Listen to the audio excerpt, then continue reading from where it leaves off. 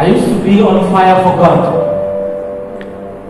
I used to sing in different choirs for God. I had too many desires for God. Desires that can't even be quenched by just a word. I had too many questions, and each time I got an answer, this answer gave birth to more questions. Questions like, if God is really Jesus, then why did John 3:16 say, for God so loved the world that He came to die? But I later understood that would be contradicting the office of God the Son. But that's another question, like, who is God the Son? See, I was this inquisitive, this enthusiastic. I wanted to understand why it had to take 3 days for the sun to set before the sun could rise. I said I had to understand why it had to take 3 days for the sun to set, the sun, before the sun could rise. And all this happened before I had a taste of it, before I had a glimpse of it. See, I used to love films, but now I love the screams of the blue ones more. See, I said I used to love films, but now it seems I love the screams from the blue ones more. I was afflicted. I was addicted to what most of you call pornography. To what most of you call porn, to what most of you call fun. It held me in pleasurable cuffs. Made my spiritual life to have so many slopes and so many cuffs. I was confused. I was confused.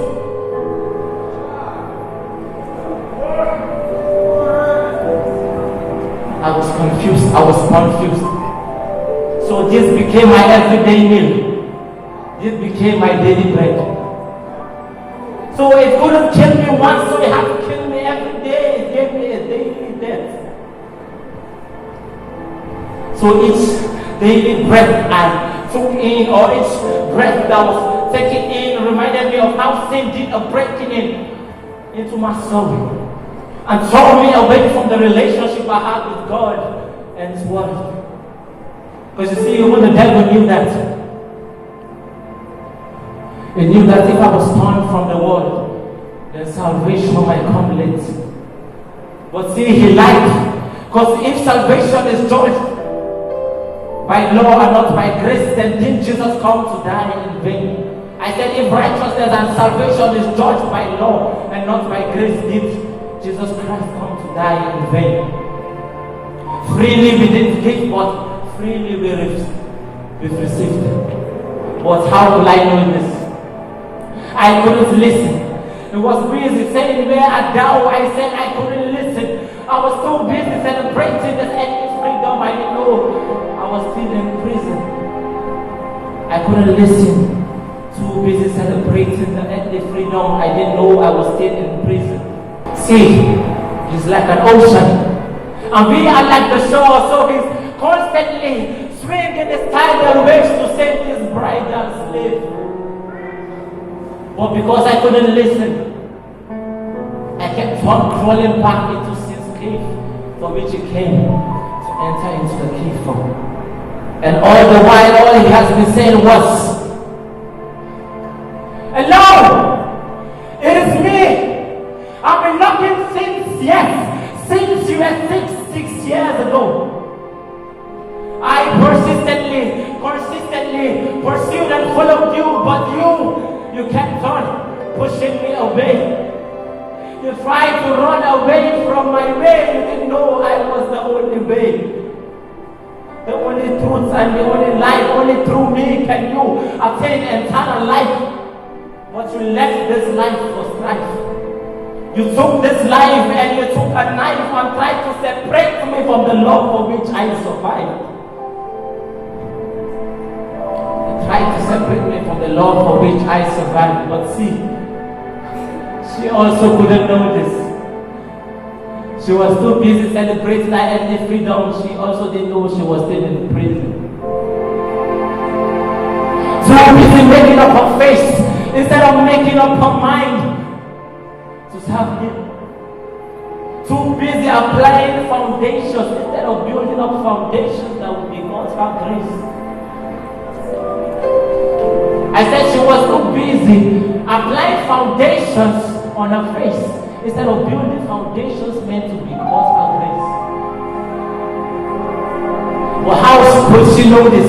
The fellowship she attended on campus kept on telling her, we know how to cover your sin. But see, the makeup artist and not a pastor, if all it teaches him is how to cover your sin and not how to cleanse your sin. See, I said it's a makeup artist and not a pastor. If all it teaches you is to cover your sin and not bring them to the throne of grace for them to be cleansed. But see, how can we all know this? We couldn't listen. We were too busy celebrating the enemy's freedom. We forgot we were still in prison. It's funny how our phones can connect us to the internet but disconnect us from God. I said it's funny how our phones can connect us to the internet but disconnect us from God. So we are connected to the device but disconnected from God, the divine. I said we are connected to the device but disconnected from the divine. So when it's at our bedside asking, wake up, where art thou? We couldn't listen because we are too busy using your quiet time for your phones, operating your phones. But we couldn't know this because we couldn't listen. The truth is that before we can understand, until we understand why Christ came to die, we will continue settling for less. I said until we understand why Christ came to die, we will continue settling for less. So, if you are here, coming back to Christ today, as He's asking where art thou, and you're saying you are here, just do this. Just say, I lay my pride for it to die. I lay the spawn to become your son. I lay my speech for you to teach me how to speak, because I know not how to speak. I lay my maternal and paternal strife to embrace this eternal life. I lay my wrongs for you to right. I lay my songs for you to write. I lay my words for you to fight. I lay my weakness for you to turn mighty.